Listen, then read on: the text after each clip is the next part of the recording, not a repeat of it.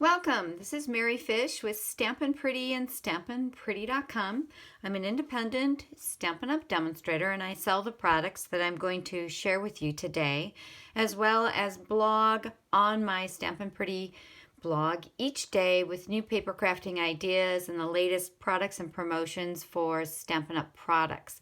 Stop by my blog, sign up for my newsletter, sign up for my daily blog updates.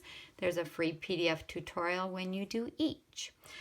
I recently shared this super cute little bunny card for Easter. I'm just nutso about our narrow note cards and the coordinating envelopes. But I used a stamp set that is a 3-step stamp set, which means you layer ink and different textures and 3 different stamps to create that really cool photograph look. And the stamp set that I used for this is called Sweet Little Something from Stampin' Up! It's in the Occasions Catalog 2018. Works for Easter and beyond, baby. Hip hop hooray, could be for birthday even. But I love how this shows off the benefits of using the Stampin' Up! Stamparatus. That's what I'm using right here. There's a stamping area and then there's 2 hinged areas, as you can see. And actually a total of 4 different possibilities for stamping as you layer. And I'm going to show you how I used it to create that photographic look with just some grays. I pre-stamped and I always start with the finest detail, and I also start with the darkest color for this textured stamp. Okay, so there's 3 levels, sort of the light, medium, solid. So I start with my darkest color, which was basic gray archival ink, and I stamped it. And then I'm going to layer with the in-between texture and then the solid texture, and we're even going to stamp off.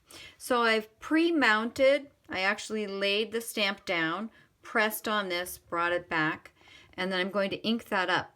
I also wanted to bring your attention to the fact that for both the top plate and the bottom, I'm adding a DVD size plastic container to kind of make this nice and level. Makes it easier for inking up, in my opinion. And I'm going to grab some smoky slate ink, and I'm going to ink up this top image. This was sort of the in-between level of being solid. And the other beauty about the Stamparatus is I get second chances. So if it's not 100% perfect, I can re-stamp it. So I'm going to push it down. I can also see pretty much where it's transferring, which is pretty cool. And it has some open areas, again, on purpose, so that we can do these layering degrees of stamping.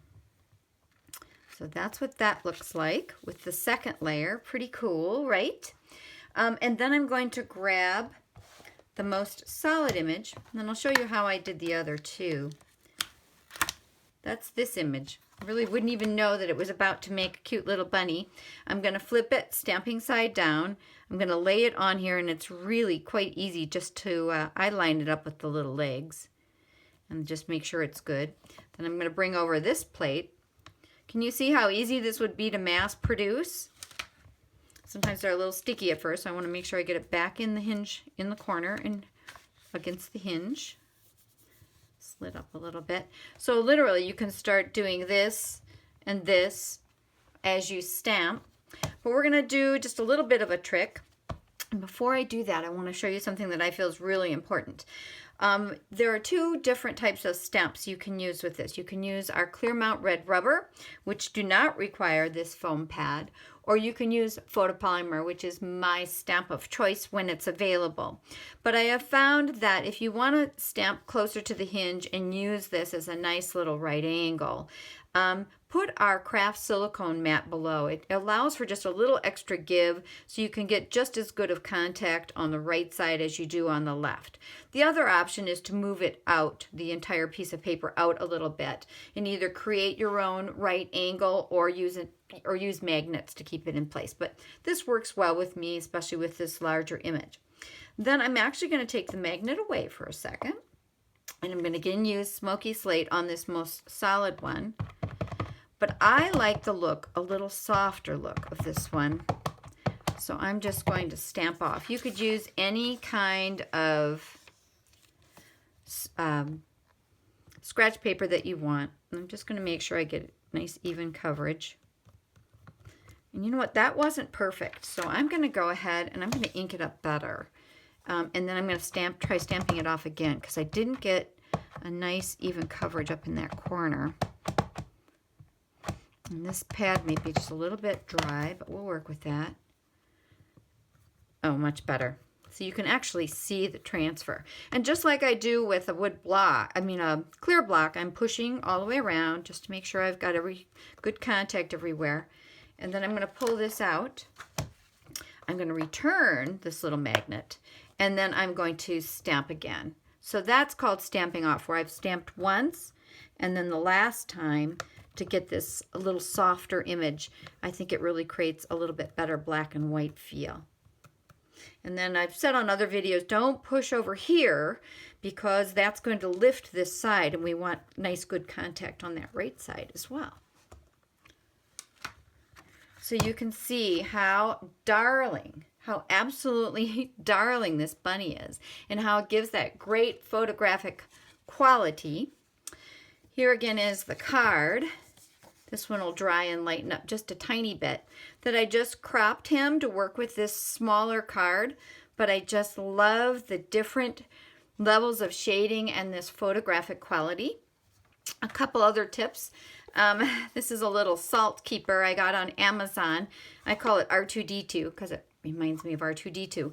And this is the absorber cloth that I use to just very quickly clean up my stamps and the plate before putting them away. And sometimes if you have a little lingering ink or you use one of the darker inks, for example, the basic black archival, I actually use these little Curity alcohol swabs to clean up little streaks that don't come up with the absorber. The absorber is great because it's just damp, it's not really wet, and it's kind of fun. Just clean them up so nice and neat and then put them away. So thank you so much for joining me. The Stamparatus will be available on June 1st of 2018.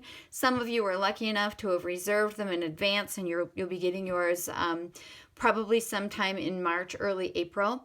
I absolutely love mine. I think it's a must-have tool, so please put it on your radar for June 1st. And you can easily do this 2-step, 3-step, or 4-step stamping technique for yourself. So I hope you learned some new tips today on using the Stamparatus. I'm learning as we go and coming up with some solutions by watching others and just developing my own technique and comfort level. Again, please leave me a comment below if you have any questions or would just love to say hello or offer a tip that you might have learned today on my YouTube video, and I will happily get back to you promptly. Thank you and bye-bye.